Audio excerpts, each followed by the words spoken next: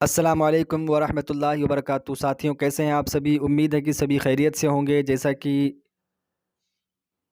پچھلے متعدد videos R P S C second grade کے سلیبس کے اکارڈنگ ہمارے چل رہے تھے اردو کی تیاری کے لیے، اور اردو کی بہترین تیاری کے لیے آپ لوگ جڑے رہیں۔ انشاءاللہ ویڈیوز آتے رہیں گے اور الگ الگ ٹاپک بھی ڈالتے رہیں گے، اور کچھ الگ طریقے سے بھی کرنے کی کوشش کر رہے ہیں، لیکن کچھ مشکلات ہیں، مجھے اتنا ٹیکنیکل کام آتا نہیں ہے، پھر بھی کوشش کر رہا ہوں انشاءاللہ کچھ الگ طریقے سے ویڈیوز بنانے کے لیے، کہ سوانح حیات جو ہوتی ہے مصنفین کے بارے میں، جو سوانح حیات ہے، ان کی طرز تحریر ہے، ان کو ہم کچھ الگ طریقے سے انشاءاللہ پیش کرنے کی کوشش کریں گے۔ تو آدمی کی کہانی، جو کہ محمد مجیب کا لکھا ہوا ہے، پروفیسر محمد مجیب، ان کا یہ ایک مضمون ہے۔ اور پروفیسر محمد مجیب 1902 میں پیدا ہوئے، 1985 میں ان کا انتقال ہوا۔ 1902 میں ان کی پیدائش اور 85 میں انتقال ہوا۔ محمد مجیب لکھنؤ میں پیدا ہوئے۔ محمد مجیب لکھنؤ میں پیدا ہوئے۔ ان کی ابتدائی تعلیم گھر پر ہوئی۔ 1918 میں سینئر کیمبرج کا امتحان پاس کیا۔ 1919 میں وکالت کی تعلیم حاصل کرنے کے لیے انگلینڈ گئے۔ 1922 میں بی اے آنرز پاس کیا۔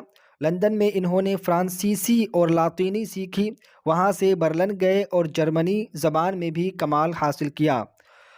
لیٹن زبان جو ہے وہ اور فرانسیسی دونوں انہوں نے سیکھی، اور وہاں سے برلن گئے اور وہاں سے جرمنی زبان بھی انہوں نے سیکھی۔ وطن واپسی یعنی واپس وطن لوٹنے کے بعد جامعہ ملیہ اسلامیہ میں استاد مقرر ہوئے۔ 1948 میں انہوں نے شیخ الجامعہ کی ذمہ داری سنبھالی۔ 1948 میں انہوں نے شیخ الجامعہ کی ذمہ داری سنبھالی۔ شیخ الجامعہ کی ذمہ داری پروفیسر محمد مجیب نے کب سنبھالی؟ سوال آ سکتا ہے، تو ساتھیوں دھیان رکھنا، 1948 کے اندر شیخ الجامعہ کی ذمہ داری سنبھالی۔ اسی عہدے سے یہ سبق دوش ہوئے، ریٹائر ہوئے۔ انہیں کتب بینی یعنی کتابیں لکھنے، فن تعمیر، آرٹ، کلا کی جو چیزیں ہیں، جیسے سنگ تراشی ہے یعنی پتھروں کو تراشنا، مجسمہ یعنی مورتیاں بنانا، مجسمہ سازی یعنی مورتیاں بنانا، مصوری یعنی تصویریں بنانا، یہ موسیقی، گانے بجانے، گانا، میوزک اور باغبانی سے دلچسپی تھی۔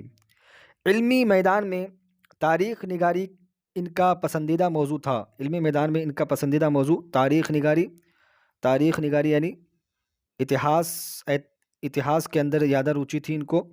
دنیا کی کہانی 1931، تاریخ فلسفہ سیاست 1936، تاریخ تمدن ہند 1957۔ دنیا کی کہانی 1931، تاریخ فلسفہ سیاست 1936 اور تاریخ تمدن ہند یعنی ہندوستان کی سنسکرتی، تہذیب 1957 میں انہوں نے لکھی۔ اور روسی ادب کی تاریخ 2 جلدیں، روسی ادب کی تاریخ یعنی روسی ساہتیہ کا اتہاس 2 جلدوں کے اندر انہوں نے لکھا تھا۔ 1960 کے اندر لکھا۔ پوچھ لیا جائے روسی ادب کی تاریخ پروفیسر محمد مجیب نے کون سی سن میں لکھا، تو 1960 میں۔ ان کی مشہور یہ تصانیف ہیں۔ پروفیسر محمد مجیب کو ادب سے بھی گہری دلچسپی تھی۔ انہوں نے ڈرامے پر خصوصی توجہ دی، ڈرامے پر، اور 8 ڈرامے لکھے۔ ان میں سے کھیتی، انجام، خانہ جنگی، آزمائش جامعات کے نصاب میں شامل رہے ہیں۔ بچوں کے لیے ڈرامہ اور ڈرامہ کریں بھی لکھا۔ انہوں نے افسانے بھی لکھے، جن میں کیمیاگر، باغی، چراغ راہ، اندھیرا اور پتھر بہت مقبول ہوئے، اور وہ ایک کامیاب مترجم بھی رہے، یعنی ترجمہ نگاری بھی انہوں نے کی ہے۔ ان کے قومی، علمی اور ادبی خدمات کے اعتراف میں حکومت ہند نے انہیں پدم بھوشن کا خطاب دیا۔ پدم بھوشن کا خطاب ہندوستان کی حکومت نے ان کو دیا۔ تو دھیان رہیے، پروفیسر محمد مجیب کو پدم بھوشن ملا ہے، بلکہ کوشچن آ سکتا ہے، بہت امپورٹنٹ ہے۔ دیکھیے ان کی لکھی ہوئی آدمی کی کہانی، یہ مضمون جو ان کا ہے اس کو ہم پڑھتے ہیں۔ آدمی کی کہانی۔ آج کل کے عالم کہتے ہیں کہ ہماری دنیا پہلے آگ کا ایک گولا تھی۔ آج کل کے عالم کہتے ہیں، آج کل کے پڑھے لکھے لوگ کہتے ہیں کہ دنیا پہلے آگ کا گولا تھی، اس آگ کا نہیں جو ہمارے گھروں میں جلتی ہے، یہ ایک اور ہی آگ تھی جو بن جلائے جلی اور بن بجھائے بجھ گئی۔ شاید وہ چیز تھی، یہ وہ چیز تھی جسے ہم بجلی کہتے ہیں، لیکن کبھی نہ کبھی دنیا آگ کا گولا تھی ضرور، کیونکہ ہمیں ایسے لاکھوں کروڑوں آگ کے گولے آسمان میں چکر کھاتے دکھائی دیتے ہیں، اور ہماری زمین پر اب بھی آتش فشاں پہاڑ جب چاہتے ہیں دہکتی آگ اگل دیتے ہیں۔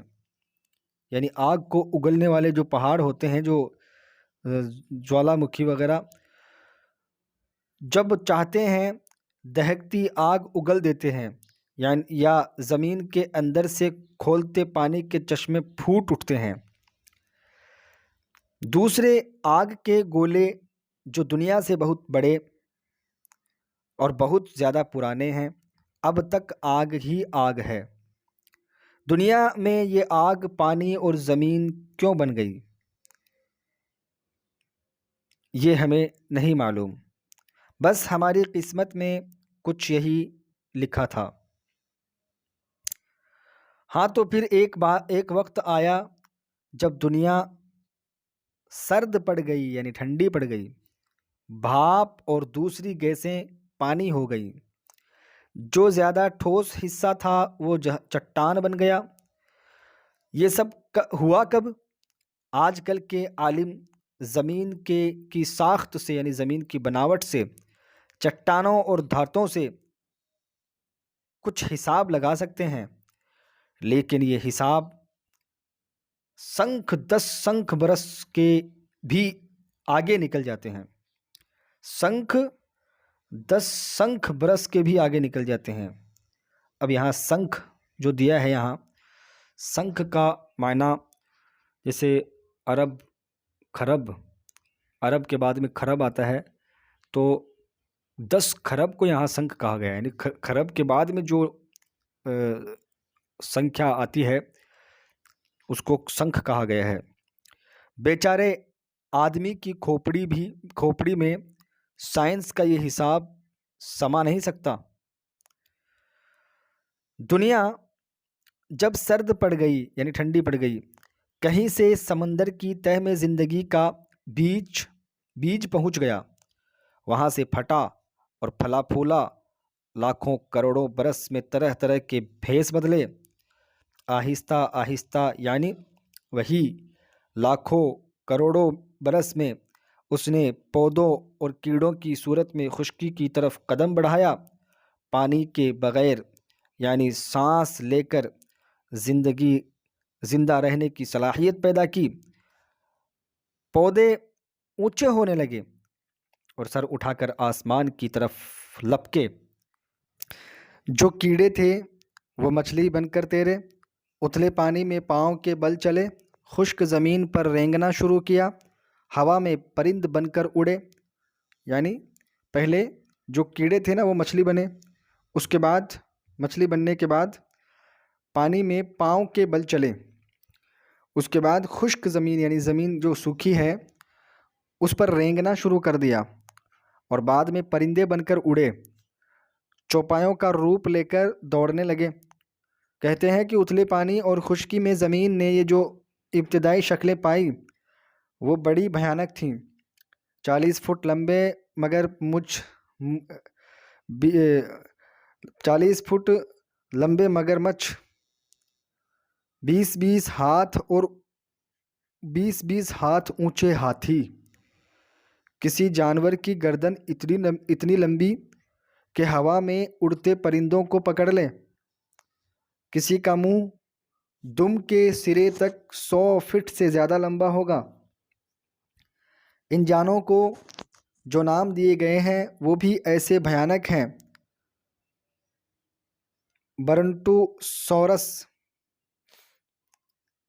इग्थियोसॉरस, मैग्सलोसॉरस वगैरह।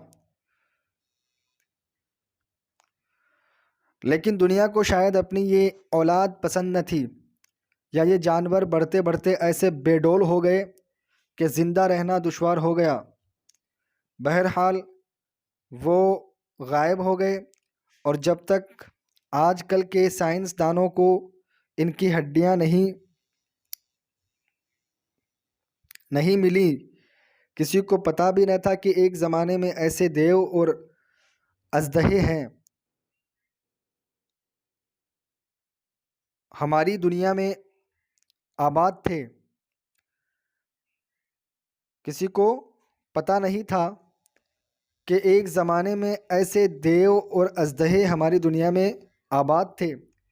खुश्की पर इन बड़े जानवरों के बाद जो नए नमूने नज़र आए वो थे तो ऐसे ही डरावने, मगर उनमें आजकल के जानवरों की ये सिफत मौजूद थी कि वो अपने बच्चों को शुरू में दूध पिलाकर पालते थे।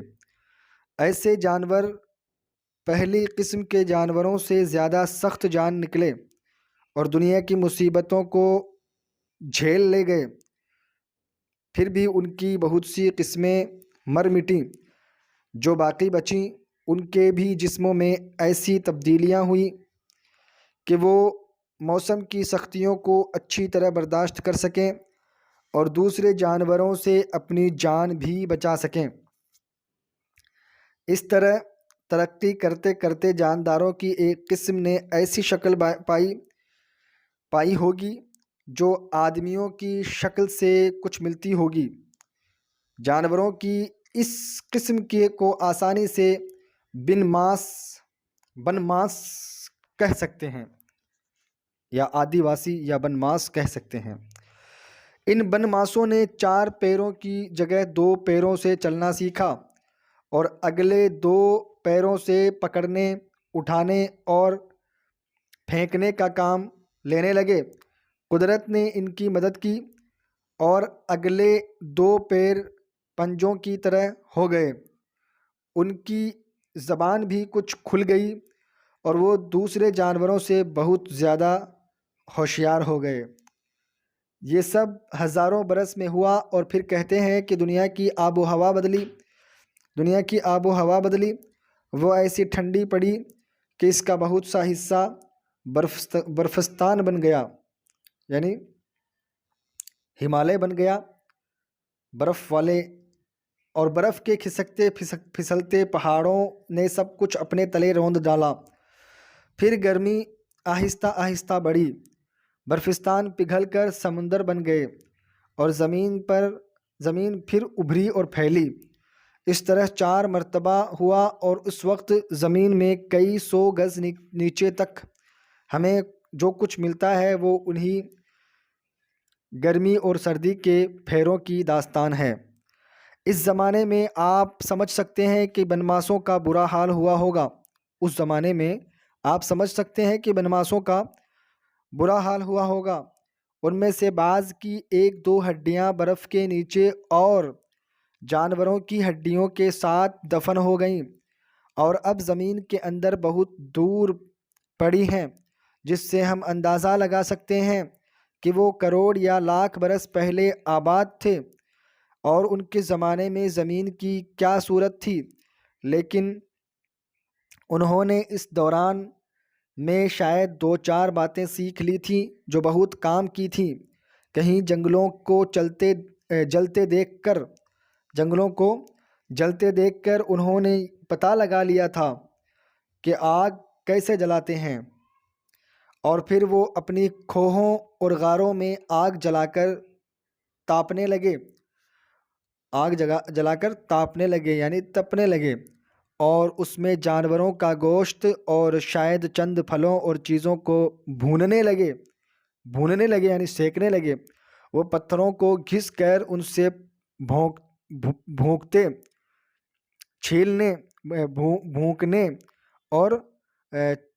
چھیلنے اور کاٹنے بھی لگے، یعنی پتھروں کو گھس کر کے ان کا چاقو یا نوکیلی چیز بنا کر کے کاٹنے لگے، اور اس نے ان کی زندگی کو کچھ اور آسان بنا دیا۔ آج کل کا علم بتاتا ہے کہ ہم انہی بنماسوں کی اولاد ہیں، اور جیسے جانور ترقی کرتے کرتے بنماس ہوئے تھے، ویسے ہی بنماس آدمی ہو گئے۔ لیکن آج کا علم بنماسوں کی کسی ایک قسم سے ہمارا رشتہ نہیں جوڑتا۔ ہاں، ہیں تو ہم ایک ہی تھیلی کے چٹے بٹے، لیکن ہم جس خاص نمونے پر بنے ہیں اس کی پہلی مثال ابھی تک نہیں ملی ہے۔ ایک ہی تھیلی کے چٹے بٹے سے مراد کیا ہے؟ ایک ہی تھیلی کے چٹے بٹے سے مراد ہے کہ ایک ہی خصوصیات رکھنے والے اور سیم تعلق رکھنے والے، ایک ہی جو ہمارا رشتہ ان سے ہے، جو بنماس تھے، اور ان کے بعد انہوں نے جو ترقی کی، پتھر کو اپنا بہت ہی زبردست ہتھیار بنایا، اوزار بنایا، اور اس کے بعد دھیرے دھیرے ترقی کرتے کرتے انسان نے بہت کچھ سیکھا۔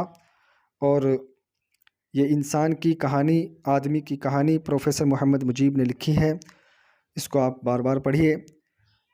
آخر میں السلام علیکم ورحمۃ اللہ وبرکاتہ۔